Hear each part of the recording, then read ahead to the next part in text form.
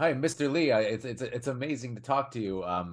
So I'm like everybody else in the world. I'm a huge fan of Crouching Tiger, Hidden Dragon. I remember seeing it in Montreal when it came out when I was about 18 years old, on an IMAX screen, and it was the first Uh, time I was already a fan of Chinese movies, particularly Hong Kong movies.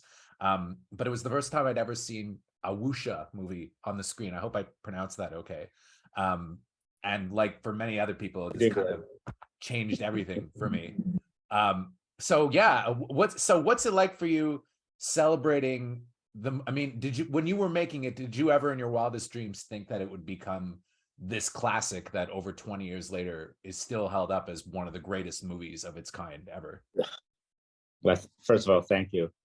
No, actually, I was sweating. I lost a lot of weight. That's the hardest movie I saw. It didn't make sense at that time, 1999, 98, 99, to make a movie like that, which was never done before in Chinese, in China. I grew up in Taiwan. I worked in America, but doing a wuxia movie, uh, it was kind of a dream, a childhood dream and midlife crisis kind of crashed together. It didn't really make sense. And I get American help as well, international finance. I wasn't familiar with China, or they're not familiar with our way of movie making at the time.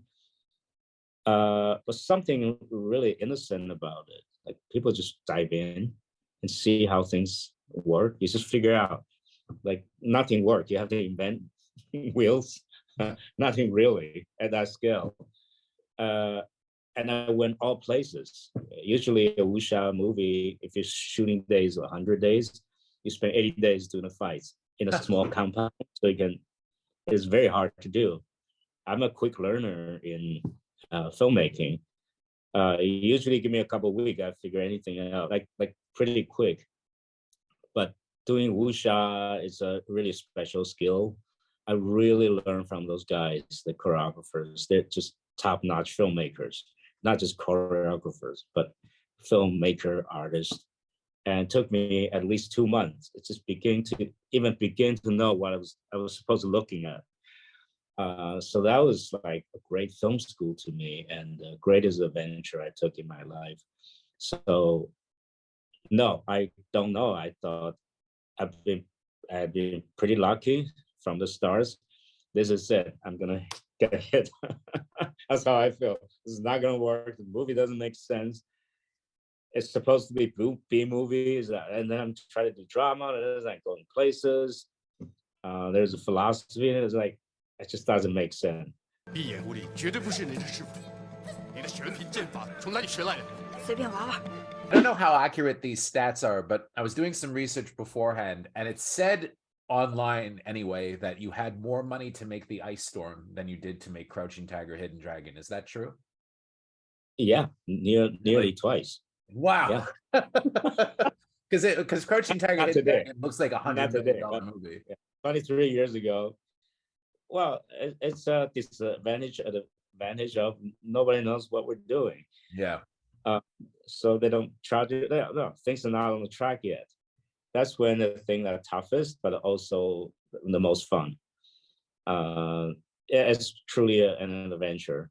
What was it like working with Michelle Yeoh and Chow Yun-Fat? Because I mean, I don't think people in North America realize that they were like the big two of the The biggest Asian stars in Asia. stars. Yeah. Yeah. Yeah. And I mean, I've always loved Chow Yun-Fat, but he's not necessarily a martial artist, is he? I mean, Michelle Yeoh is, but Chow Yun-Fat isn't Yeah. specifically. He was a gunman. He's a Yeah, dramatist, good yeah. actor, known, dashing, and first rate dramatic actor. And in Gunman's, John Woo's movie. Mhm. Uh, to see him shave his head to take a piggy tail, that was totally new. To see him holding a sword, that's an adventure. Like we don't know what's gonna happen, and he agreed to do it. So okay, we try. Um, and Michelle's also a risk in two ways. I want to do sing sound. She speaks Cantonese. She's Yeah, Malaysian. sure. So this is a Mandarin for both of them. It's really tough. Probably the biggest challenge actually. It's the Mandarin. They did quite all right, but not making this kind of a Mandarin. They do struggle. It's distracting to their acting, but or maybe they look in the movie so soulful because they really try, like genuinely struggle. And Michelle has another challenge. She's been doing martial art movies and fist fighting.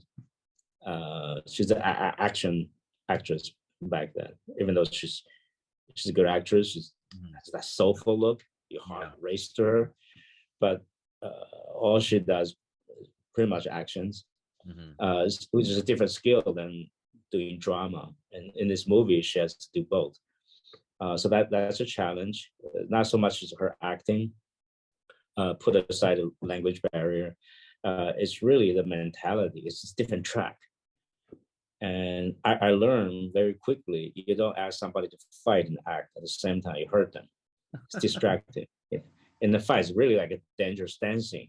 Anything looks good because they're faster, they're closer, they're more dangerous. So just think about, why do I do this? Or any of my direction. It's really bad. I learned that it's just morally, you cannot tell actors in the action sequence acting. And she got hurt once really bad. Yeah. Like, broke her back. It was like, she's lucky she can walk. And two weeks into shooting, she broke her knee ligament. So the whole time she was with a broken knee, she was performing a movie. So it was dangerous. It's a challenge. And I think it's like oil, water, martial art and acting. They don't go along. This is dangerous. But somehow that's our movie. So that by far is the biggest challenge. But for the Asian audience, acting and Chow Yun-Fat get that pigtail in shape, holding a sword, was a challenge. It's a risk. Well, yeah, because I mean, it's not. Yeah, it's about as far removed from hard boiled as you could get, I guess. But very effective, though. I mean, he looks great with the shaved head, and he has such presence. Is it gratifying to you, though? Have that wildness in those movies, like yeah. Here he's like really demure, gentlemanish. Yeah. All about grace. The wuxia guy is supposed to have grace. So it's different than how his screen image that we're familiar with. Yeoh is having an amazing year. She just got nominated for an Oscar. Is it gratifying to you to see that? I couldn't believe, looking back, that Crouching Tiger, that Zhang Ziyi and Michelle Yeoh weren't nominated for acting awards, because I feel like that's crazy because of how good the performances were in that film. Yeah, the performance and athleticism, everything about it. It's just fascinating. Yeah. But we got like 10 Oscar nominations, which is unprecedented for foreign film, except with actors. Yeah, it doesn't make sense. Well, it was 23 years ago, 22 years ago. Did you get a chance to see Everything Everywhere All at Once? And I was just wondering if you had any thoughts on it. Yeah, it's amazing what they do. Yeah. The pace is very fast for me. Watching Michelle going through all those things to see her range, it's pretty amazing. I'm so happy for her. And I also watched her movies since Crouching Tiger. I was hoping Crouching Tiger was the highlight of her life, like way up there. No. One movie after another. She make her effort, making all the breakthroughs. Now this one, you gotta be happy for her. And she's like the hardest working man I know. And I know you're prepping a Bruce Lee movie now, and I'm very excited. Very excited. And your son looks sweating. I'm sweating.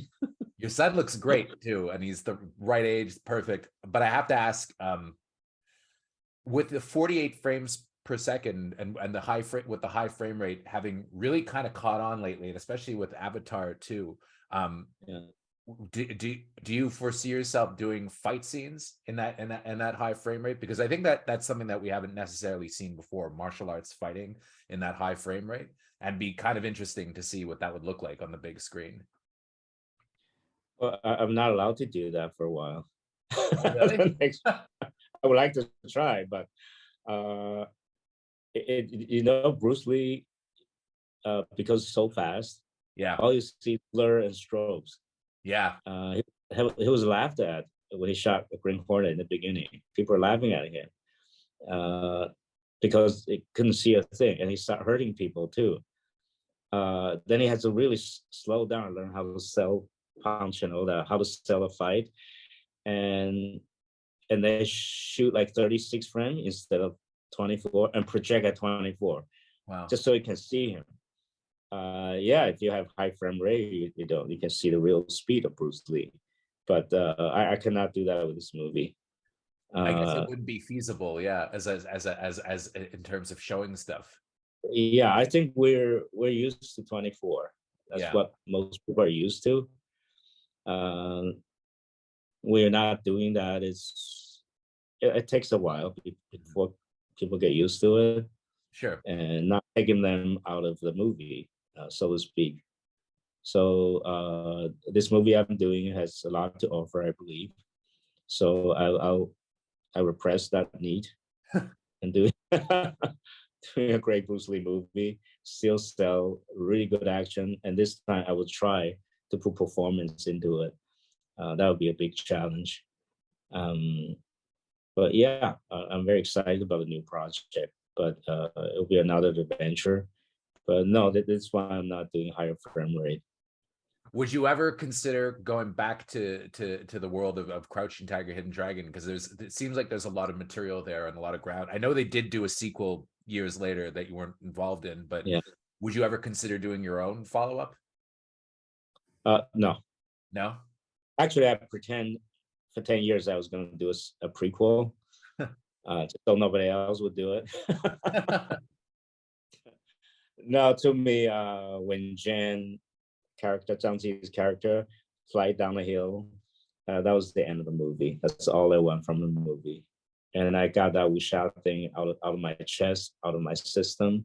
I was very happy for it. It's a cleansing, nearly cathartic, purging experience to me. To me, it's a very spiritual movie. So many things accumulated in me and compressed, repressed.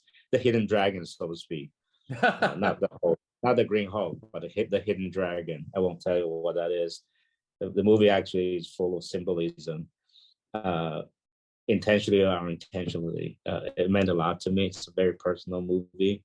So all these great actors, like great artists, come to make that happen as an adventure. So it's something very special. I got it out of my chest. I'm at peace with that. No, I don't intend to do another sequel or anything. Okay, I want to ask you one last question. Do you still keep up with martial arts films? Do you watch martial arts films on your own? And do you have any? Have there been any that have come out recently that you thought were particularly well done? Besides Everything, Everywhere, All at Once.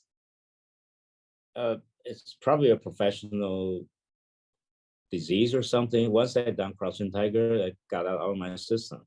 Yeah. I still like to watch them, but not the same as before Crouching Tiger and Dragon. Oh, interesting. Yeah, just like something like it made so much, and I go of it, and I'm at peace. I want to do something else. I've tried fighting scenes. I still do actions. Sure. From time to time, I'm about to do another one. I hope I bring something new to it. Hopefully not the same way of the choreographed artistry or in a martial art world. I will try something new. Yeah. Like after a really great, satisfying experience, I don't feel like to repeat it. Sure. It's personal because I gave so much and so much come out of me, and it was so satisfying. There's something kind of refreshing about it. There is something yeah. refreshing about that, though, because everybody's kind of setting up these worlds. I do like it when a movie just comes out and it's one and done. It's like, this is the perfect version of this movie that you're gonna get, and I think it helps. It wasn't perfect, but it was perfect for me. And for me too, and for a lot of us. Well, my lifetime get to do a movie like that. Like, I'm good. Thank you very much for your time. I really appreciate it. It was an honor talking to you, sir. I'm very happy for Michelle. Very happy that in a time like this, the movie come out again to the theater. So it's a wonderful thing. I hope the new generation of people want to watch it for nostalgia, whatever reason. I hope they enjoy it. Yeah. Well, especially with Michelle Yeoh. I mean, I feel like people are gonna go out 100% to see it. Thank you very much for your time. I appreciate it. Thank you. Thanks.